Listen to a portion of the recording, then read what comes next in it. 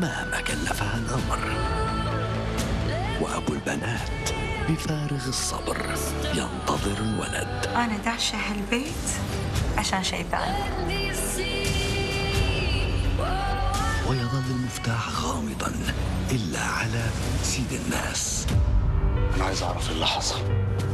هاك يا أبو صامت. وإذا جاك العلم يا حلوك حلوة. لن ترحل عنك البسمة. ومهما عظم الشر سيصمد البطل.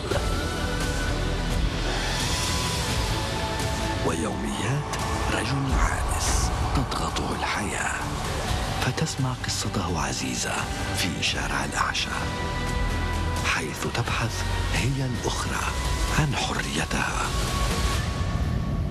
ويتعاطف معه نساء لم يرحمهم أحد، فلقبوا بأم 44 إلا فتاة واحدة إيش ترغب العيش في سلام. وتتوالى الصراعات لتهدد بيت الحمولة. حينها يكتشف موسى أن حياته ستنقلب من 7 سماء إلى 7 أرض.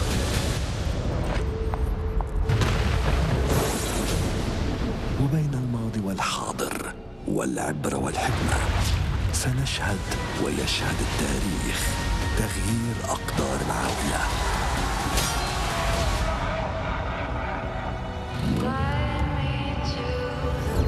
معهم تكتمل القصص على الMBC.